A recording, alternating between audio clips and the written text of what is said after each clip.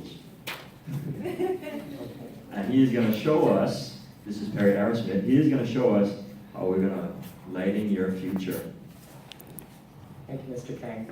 So as Mr. King said, my name is Perry Arrasmith. I'm a senior at a high school, and I'd like to begin by saying that my STEM project was not so much a project as it was a plan.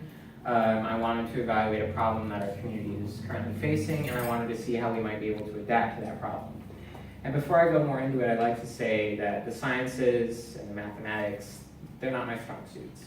But if anything, this project has taught me that the sciences and math, they're really applicable to everyday issues. And for me, someone who's interested in history and social sciences and government, this was an incredibly valuable lesson. So without further ado, I'll go into some background information. So I'm going to talk about electrical efficiency in Hawaii.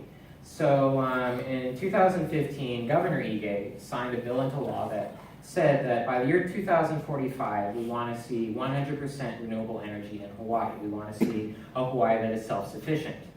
And I got myself thinking, I'm going to be kind of old by the year 2045. So I wanted to think about how we might be able to slowly but surely adapt to this issue, how we might be able to be a part of the solution. So I thought to myself, how can I bring about change in my own school? So I thought, how can we bring about renewable energy in Hawaii, or in particular at Aiea High School? I started off by meeting with Mr. Sakuma Elliott. Mr. Elliott is an electrical engineer with the Hawaii Department of Education, and he's also a retired electrical engineer from HECO.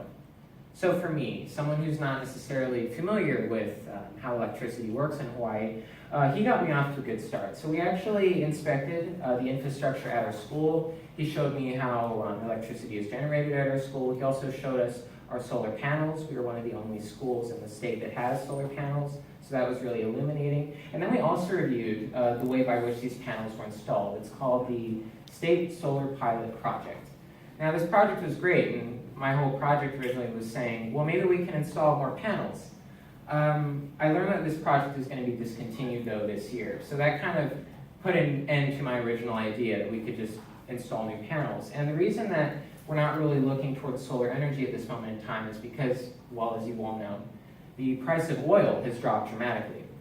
So as you know, solar energy was originally very popular in Hawaii because, well, oil was expensive, so it seemed more advantageous to install solar energy. But because it is decreasing in value, it's now a lot easier to buy oil, it's become a little more popular. So I kind of modified my project, and that was a good lesson. I modified my project, and I went back to the big question of what issues are facing Aiea High School.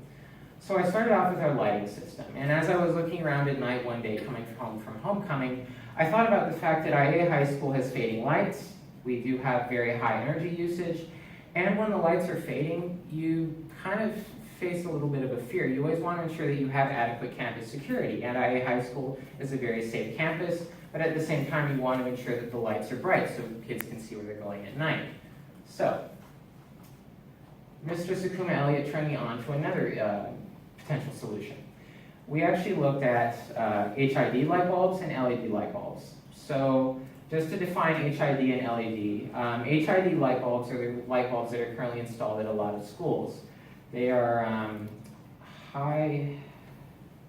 it's an acronym. I'm going to be honest with you. I've been rehearsing what each of those acronyms means, but because I'm in front of you all, I of course forgot it. But simply put, HID light bulbs are light bulbs that have been in use for the last 2 decades. LED light bulbs have been pioneered within the last 5 years. What really got my attention though about the data that Mr. Sakuma Elliott showed me was that this was sort of a pilot project of his. It was isolated, it didn't get a lot of attention, but the reality is that when you look at HID light bulbs, the light bulbs that were installed in the McKinley parking lot for a while, just to have 4 of those light bulbs per year in the parking lot cost them around $1,000. But when they installed LED light bulbs, it only cost them $495 a year.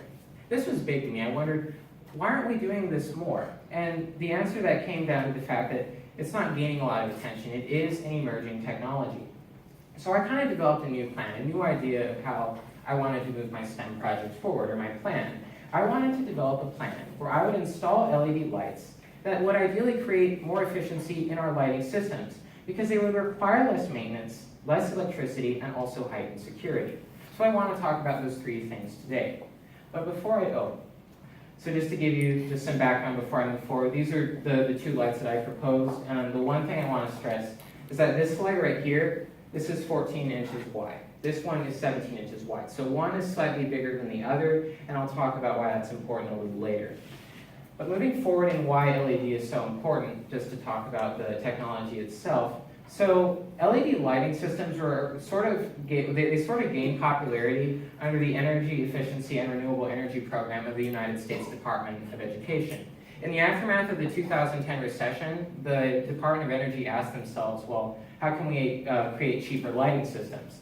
LED lighting was the answer. Now, LED lighting is notable for one reason, and it makes itself different from HID lighting. It's because it is a part of the natural solid-state lighting system. What this means is, well, let me put some background into it. How many of you have changed a light bulb before? How many of you have felt a light bulb right after you turn it off? It kind of burns, doesn't it? I've learned that many times. I don't know why I keep touching the light bulb. Anyway, so what I realized was the reason that the light bulbs we currently have burn so much is because they're powered by chemical reactions. Those chemical reactions essentially mean that heat is generated when you're generating that electricity.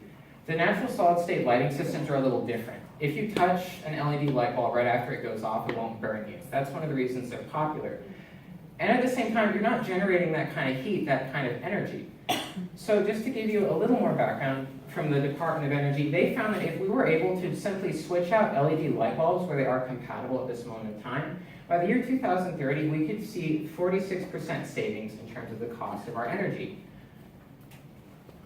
So I had the idea. I said, well, we could install LED light bulbs, but where would they go? So working with Mr. Sakuma Elliott, and then an engineer from Illuminetics, Mr. Dexter Comano, we looked at the cafeteria. And I thought about the cafeteria because, well, when you first enter campus, especially at night, the cafeteria is what generates a lot of the light. It basically guides you into the campus. So I looked at two potential LED lights that we could switch out the current lights with.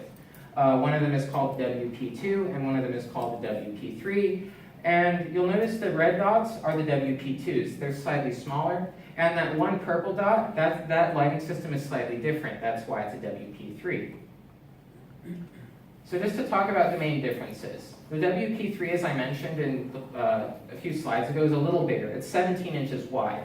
And the reason for that is because it will replace a previous HID light of up to 400 watts. Now, the one light in front of the cafeteria is about that big. The other lights are a little smaller. That's why we looked at the WP2 lighting system, because that replaces up to 175 watts. And of course, for our schools, we want, well, something that's cost effective. Both of these lights are compatible with HID lamp holders, the current lights. So you wouldn't have to worry about ripping out the entire system. You could simply look at replacing them, which is a lot more efficient. So what would this do for our school? First, we have to look at maintenance. You don't want to have to worry about constantly changing something out. Efficiency. These lights don't require as much electricity. And security. These lights are a lot brighter. We'll talk about these 3 points a little more. But when we see that, well, that LED lighting systems work overall a lot better in these ways, we basically make an offer to the school that it seems as though they can't refuse. I love The Godfather. So let's start on maintenance. The average HID light bulb lasts around 20 to 25,000 hours. In comparison, the average LED light bulb lasts 100,000 hours. That's around 4 to 5 times as long. So instead of having to tell the custodian, can you replace the light bulb, can you replace the light bulb, can you replace the light bulb, the idea is that with LED lighting systems, they will last a lot longer. That's a lot more convenient for the schools too, because then you don't have to pay for a light bulb after a light bulb after a light bulb. Efficiency. Now there's 2 ways to look at efficiency. There is lumens and there are wattage. Now wattage, we can simply say, is the amount of electricity that is generated when you're using that light to generate light. Lumens is basically the equivalent of a candle. So 1 lumen is basically the power of 1 candle. So when you look at lights, you typically want a light with the least amount of wattage because that's the least amount of electricity that's being generated. And when it comes to lumens, you want the most lumens because that's the most amount of light that's being generated. So again, we're looking at a report from the Department of Energy, and what they found is that when it comes to an LED light, when it comes to the amount of watts that are necessary for one light, they found that an LED light takes around 30 watts less. 30 watts, that saves you a lot of energy. And that's not all. We found that on average, the average LED light bulb saves you around 6 lumens a watt. So you see that an LED light bulb requires less wattage and more lumens. It actually works well in both ways. And lastly, security. So what you're going to notice with an HID light bulb is that over time it's going to decline in quality. If you all have a bit of an older model for your car, you'll notice that when you first bought that car, the light was white. But over time it's going to turn orange.